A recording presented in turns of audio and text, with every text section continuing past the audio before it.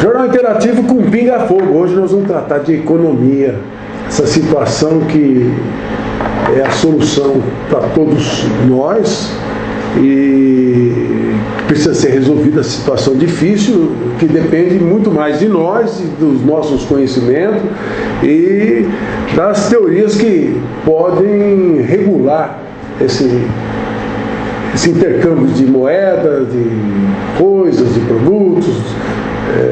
E hoje nós trazemos aqui duas pessoas que são especialistas na área.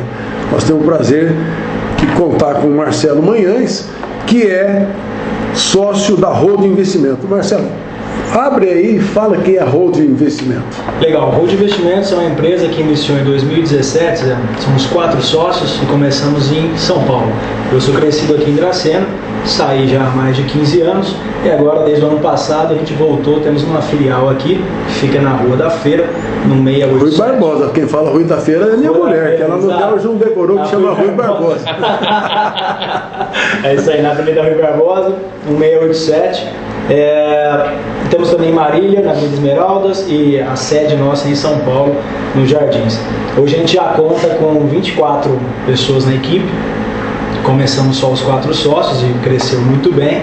Já estamos com a gestão aí de praticamente 300 milhões que a gente completa agora nesse ano, nesse mês.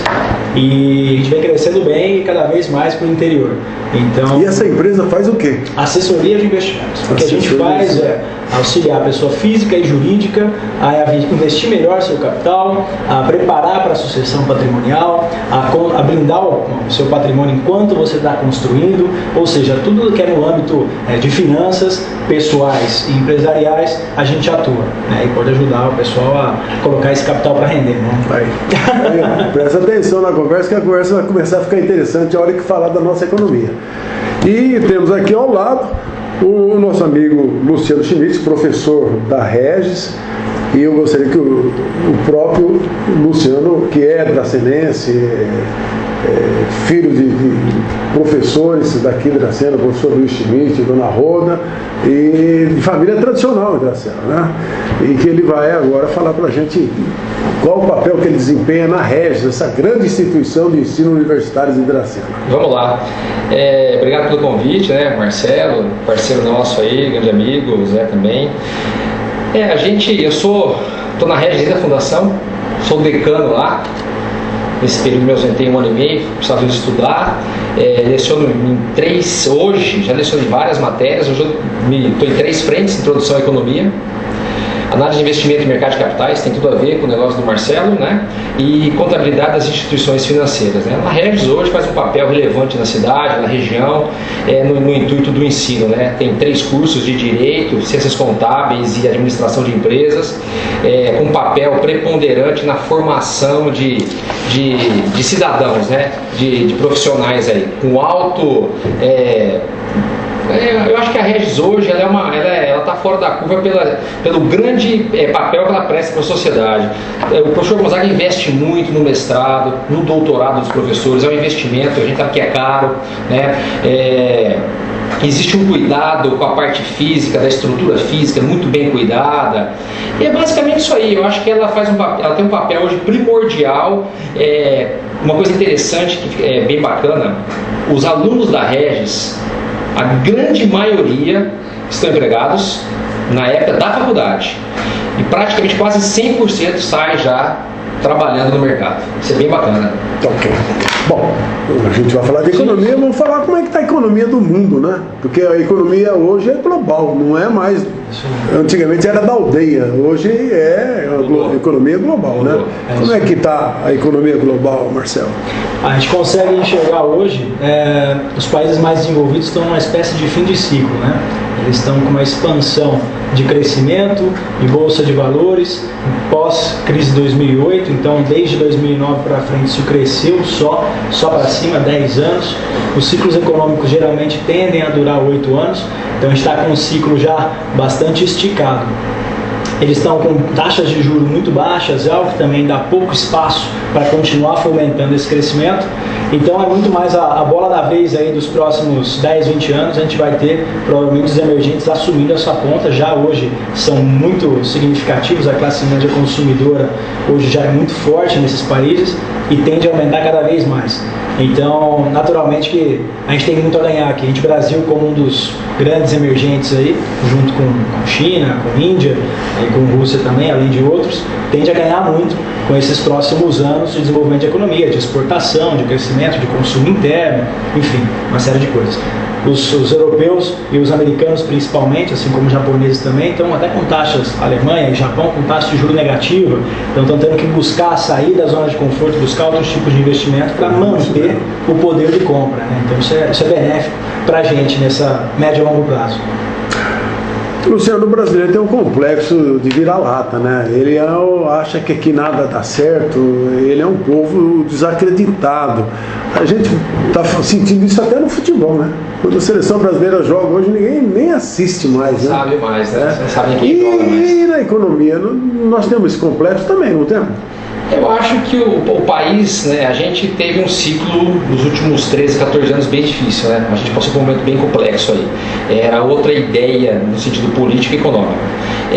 Houve essa mudança imediata. O Brasil hoje, até ontem comentei na sala de aula, nós não somos, nosso perfil não é a indústria e nem o serviço. Nós não somos.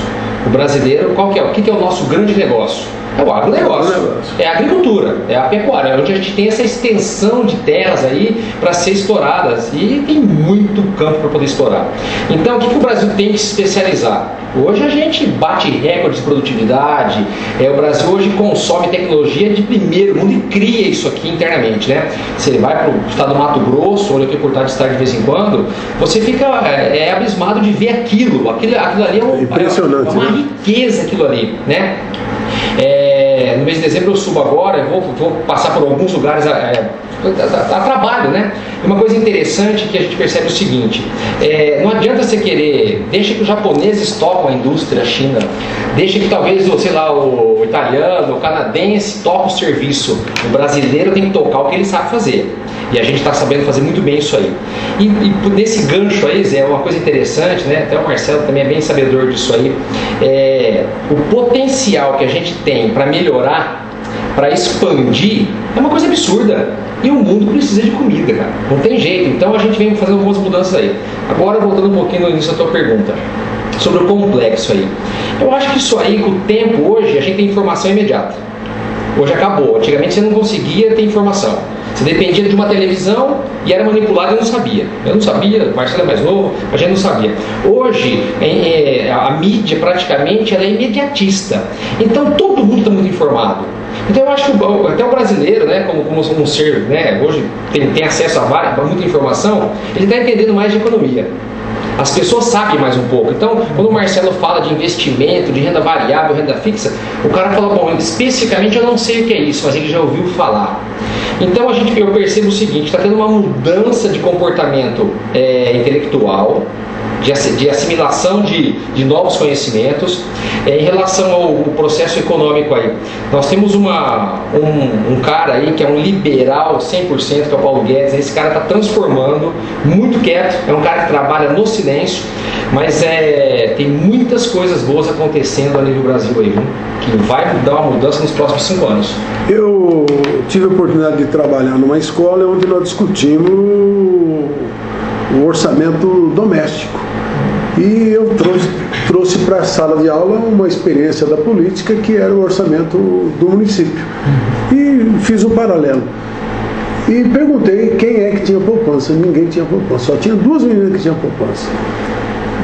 No futuro, passado um tempo, encontrei 2 alunos em Campinas e os 2 estavam fazendo poupança, 2 tinham casa própria e tal, e agradeci a aula que nós conversamos aqui, né? Aqui em Dracena. Legal. Então, veja bem, está tendo consciência do povo? Eu acho que ainda não, porque no governo de Lula ele incentivou o consumismo. Exato. Então todo mundo entrou de cabeça, foi lá fazer financiamento, criou endividamento das famílias, e gerou um problema sério, né? Tem alguma coisa assim a ver que o povo está começando a aprender ou aprendeu essa lição? De uma certa forma, sim, né? Mas a gente voltando, né, que a perspectiva de ter um crescimento próximos 2 anos aí mais acelerados do que a gente está tendo agora, que a gente... Você acha que vai ter mesmo um crescimento? Os dados indicam, né? Indicam que sim, que a gente não sei se vai ser uma maravilha, mas vai ser melhor do que está agora. E acelerando paulatinamente, a gente vai ter uma condição melhor, sim. Mas você tem mais de metade da população brasileira com algum tipo de dívida. Não estou dizendo que é dívida grande, mas algum tipo de dívida. Então, conforme esse capital vai entrando, não necessariamente ele vai direto para incentivar consumo, etc. Ele também vai para quitar a dívida. Então, a gente demora um pouco mais para engatar uma marcha a mais aí para acelerar. Mas a conscientização em relação à realidade econômica, ela vem ou por bem ou por mal, né? Ou você se interessa previamente e começa a aprender e usufruir disso, ou você está tendo um movimento agora que é meio forçado. A priori, você podia investir em renda fixa, em qualquer banco, era fácil encontrar isso, com rendimentos de 1% ou mais ao mês, e você não precisava saber muito sobre. Então era cômodo.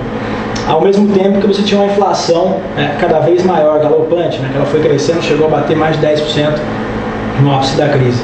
Então também tanto faz se você tem um rendimento grande, mas se a inflação está alta, seu poder de compra não aumenta. Então a ideia da gente ter também uma taxa de juros mais baixa, que vai incentivar um crescimento da economia mais estável, as empresas conseguem se endividar de maneira mais ponderada, ou seja, não assumir uma dívida tão cara que vai impedir que ela possa investir e trazer, então, aí sim, empregabilidade, desenvolvimento, investimentos, que o poder público hoje está sem capacidade de investir, esses investimentos vão ter que sair do poder privado.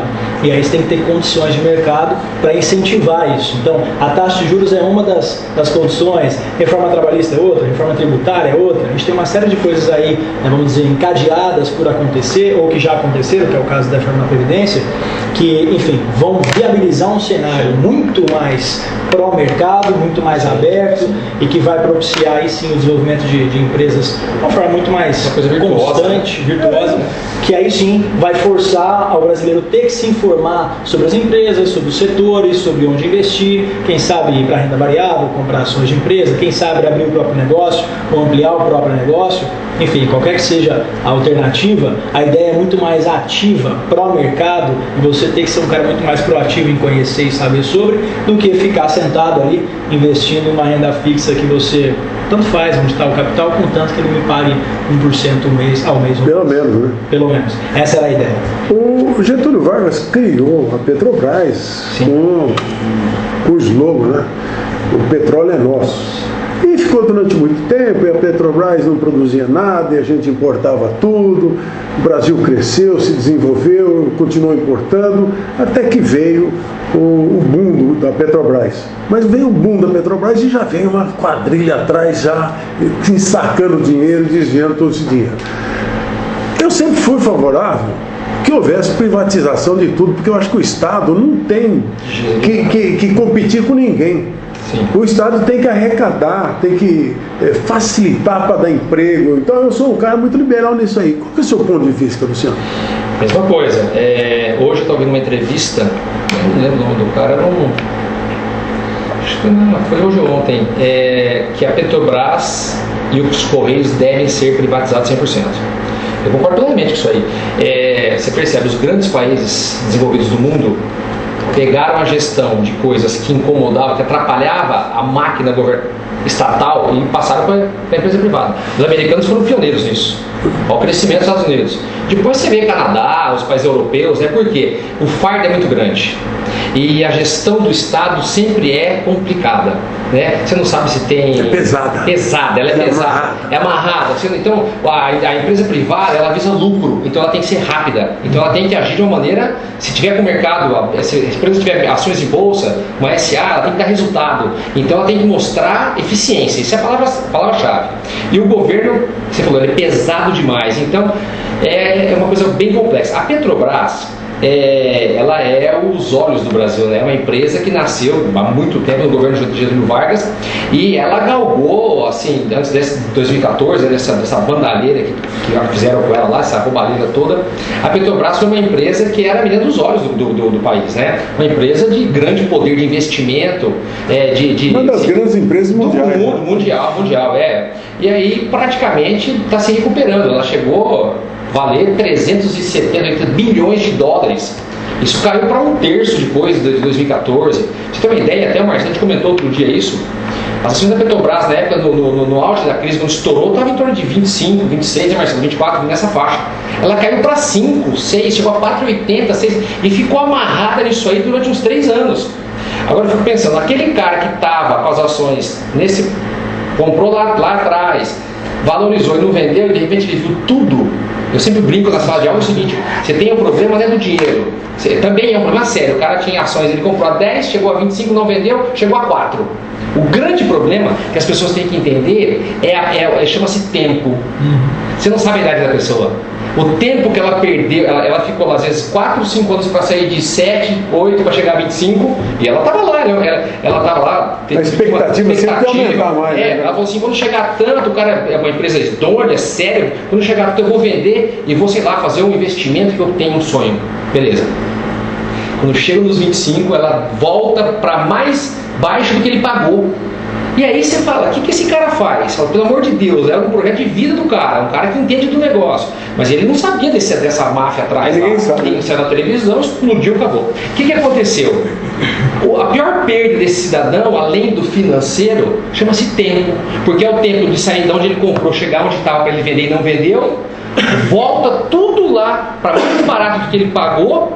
E agora ele tem que esperar a recuperação. Quanto deu isso aí? 10 anos? Se é que vai ter recuperação. Não, as ações já deram, né, Marcelo? Sim, deram, mas ainda tem. Só para pegar um gancho nos 2 pontos que vocês colocaram, você falou sobre a população, né, tem uma curva de aprendizado aí, e sobre justamente a exposição a um papel só. Então, se você pegar a educação financeira, que a gente tem um gap grande de educação financeira no país, até por esse comodismo que a gente comentou há pouco, e uma exposição a monoativo, vou investir no maior do Brasil. O cara estava lá. Melhor, o cara falou, fecha os olhos e vai. Tudo. Segurança, né? Acho que é. Exato. E aí a gente volta no tema da educação financeira, que a ideia da diversificação, você conhecer os setores, investir em setores distintos do país, seja por papel, que seja por ação, quer dizer, não comprar tudo relacionado à energia, mas você também conhecer logística, bacana, né? Exato. Ou seja, setores de varejo, ou qualquer que seja outro setor, para você diversificar sua carteira, e nem sempre todos os setores estão não colocar bem. todos os ovos numa cesta só. Nunca. Então, assim, isso também é muito importante nesse parte de educação financeira para a gente garantir uma melhor rentabilidade no médio e longo prazo. Marcelo Manhães, o Luciano tocou num assunto aqui que eu vou mudar a pauta aqui. Tá? Ele falou de investimento, né? A semana passada, quando nós conversamos a primeira vez, para você vir aqui falar, eu conversava com juventude, com os meninos aí e tal, 18, 20 anos, só escutei uma palavra: eu quero investir na bolsa, como é que eu faço? Então, esse que é o... parece que está mudando o perfil das pessoas. O que você podia orientar para o jovem, como é que investe na bolsa? Como é que você começa? Não, legal. Só um dado bem interessante, que a gente demorou aí muitos anos para chegar a 1 milhão de cadastros na B3, na Bolsa de Valores. E a gente, em menos de 6 meses aí, 8 meses, foi de 1 milhão para 1,5 milhão. Quer dizer, então a gente está tendo um crescimento bastante forte, até por uma procura de maior rentabilidade, por educação financeira, por tudo isso que a gente está falando. Então, o primeiro passo você tem que ter uma conta e uma corretora. Não, fala o fato da bolsa quebrar recorde. Sim, a gente tá aí todo mundo pega e fala assim, mas esse negócio deve ser bom. Deve ser bom, E começa só um pouco de cuidado, claro. Cuidado, natural que a bolsa tem subido, a gente tem que analisar algumas coisas. A bolsa, se comparada ao ano passado, em dólar, ela está mais barata, então tem uma perspectiva de alta. A gente, se tiver uma perspectiva de capital estrangeiro aqui no Brasil, já foi muito maior do que é percentualmente falando. Não pode voltar, não isso pode? mostra duas coisas. Uma, que o brasileiro se expôs mais à renda variável do que se expunha, tem uma condição maior. E dois, que ainda os gringos, vamos chamar assim, não estão com a mesma confiança no mercado acionário brasileiro como o brasileiro já está. Eles estão muito longe, quebraram a cara com a Argentina recentemente, então estão com um certo receio de entrar em um país emergente também da América do Sul. Mas isso pouco a pouco deve virando e esse capital volta pouco a pouco. Quem sabe mais para frente o Brasil volta a ser grau de investimento e aí sim atrai um volume maior de capital. Então isso deve ter uma perspectiva muito positiva. Fico mais contente de ver o jovem buscando renda variável, querendo entrar, abrir conta em corretora, como começar, quantos papéis devo comprar. Olha, você tem uma carteira diversificada aí de 10, 12, 8, de 8 a 15 papéis pelo menos, não põe tudo em uma cesta só, diversifica setor, não adianta comprar 8 papéis e 6 serem bancos, quer dizer, você está comprando a mesma coisa, né? A mesma exposição, o mesmo setor, então você tem que saber como diversificar, analisar setor, analisar a empresa, analisar endividamento, fluxo Isso de caixa. tudo a sua empresa faz. Isso Esse tudo é o que a empresa consultora, no caso, assessoria de investimento é que faz. É isso, a gente faz uma sugestão de carteiras baseada no perfil do cliente. Se ele for mais conservador, a gente pode trabalhar mais com renda fixa também, previdência, não tem problema. Se ele quiser uma carteira mais moderada ou até mais um cara mais arrojado, mais agressivo, a gente pode, tem todo o escopo que a gente, pela plataforma da XP, consegue atender. Seja via fundo, seja via compra de papel direto, seja, enfim, operação de mini índice, mini dólar, enfim, tem N produtos que a gente pode conversar. O empresário brasileiro se queixa muito dos encargos, da dificuldade que o governo impõe a todos os segmentos, seja municipal, estadual e federal. Agora, o ministro Paulo Guedes está começando a falar, depois da reforma da Previdência, falar da reforma fiscal. Acho que vem, da tributária vem, acho que vem. E tem que acontecer. Tem que acontecer porque tem dados, né? Você abre uma empresa no Brasil aí, a vida dela, 2 anos, vamos pensar em estágios pequenos, 2, 3 anos. Para chegar no 5º ano, chega a 10%. Aí, o que estrangula a empresa? A gente é um país que tem uma taxa de juros, tudo bem, divulga toda hora na mídia aí, a Selic está em 4,5%. Beleza, está ótimo, está 4,5%. Mas isso regula o que isso aí? Porque a hora que ele vai pegar dinheiro no banco, não está isso aí. É isso aí. Então, isso aí é uma parametrização. O governo coloca isso daí, 4,5%. Mas você vai buscar um empréstimo, ele é um absurdo ao mês. O cheque especial você entra, você nunca mais sai, você fica atolado lá o resto da sua vida, coisa de 15%, 20%. Financiamento que eles falam que é barato, talvez seja um financiamento agrícola, 8%, 9% ao ano. Isso é absurdo isso daí. E aí existe essa distância muito grande. Aí, há um tempo atrás, até em sala de aula, esse financiamento agrícola que você está falando de 8%, 9% ao ano, é um absurdo porque o produto pode não chegar a esse preço.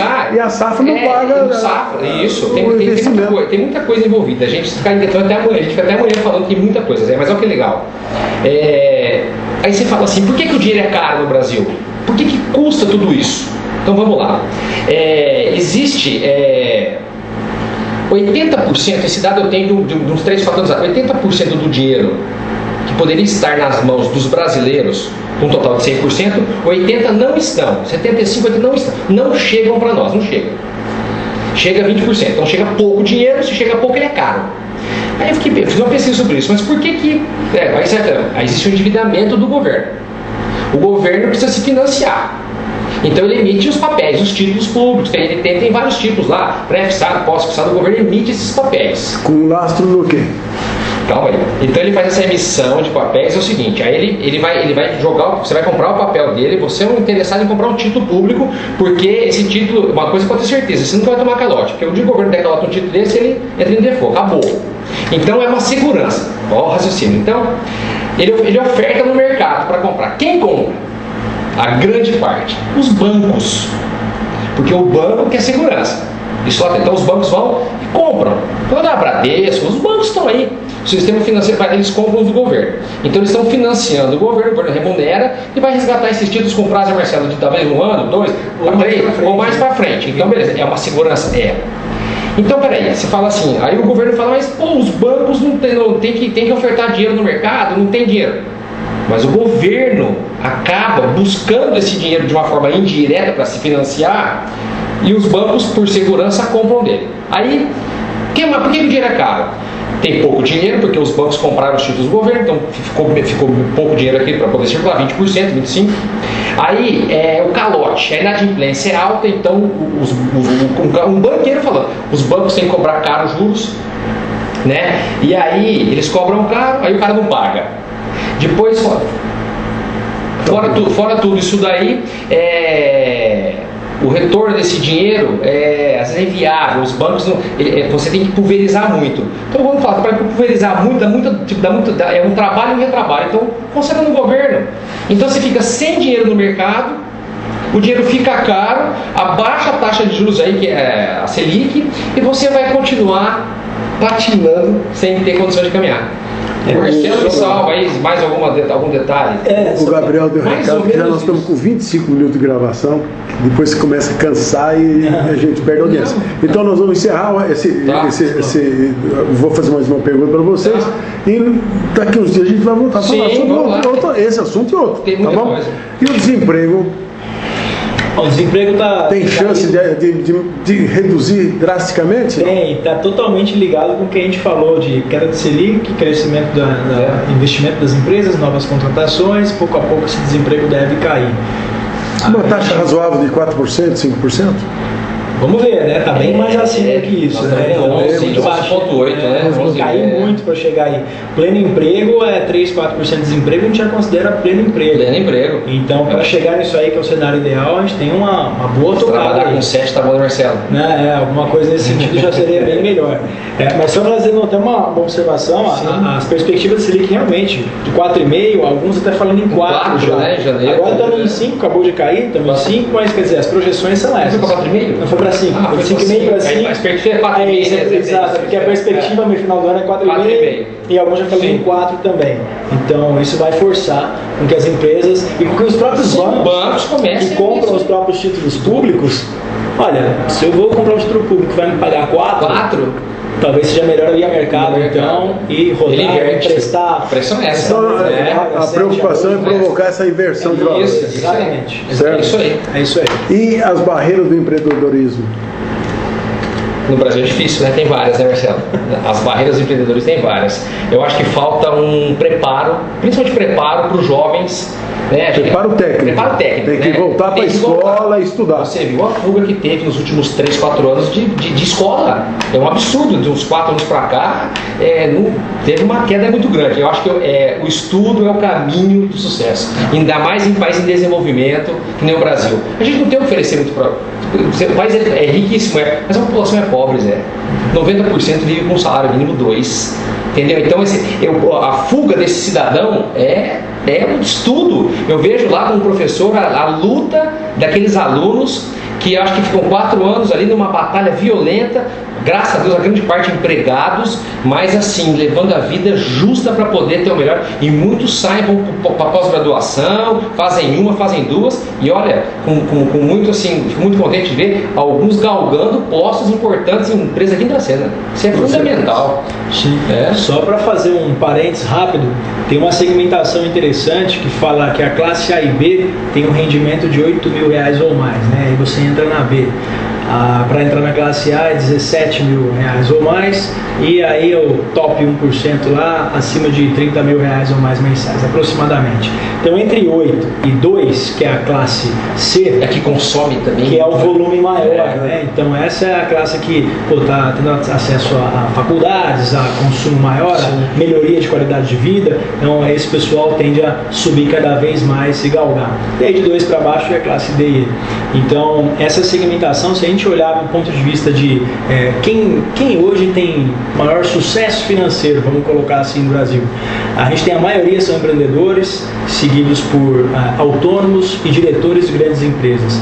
Essencialmente esses 3 são os pilares aí do faturamento mais forte do Brasil. Beleza. Ótimo. Eu tive o prazer de conversar com o Luciano Schmidt da Regis. Imagina, Muito prazer. Dá um abraço no professor será Gonzaga. dado. Tá? E o Marcelo Manhães, obrigado. que é meu freguês no tênis de mesa. Não podia deixar escapar, né? Porque eu sou freguês japonês e ele é meu freguês. Mas obrigado foi um prazer. Tá? Muito legal. Eu gostaria que vocês compartilhassem esse vídeo que nós vamos lançar no ar aqui, falando sobre economia. E nós vamos voltar outras vezes, porque o assunto é sensacional. Tem muita coisa, né, Marcelo? Tem muita coisa aí, vai horas isso aí. Obrigado e até a próxima. Valeu, Obrigado.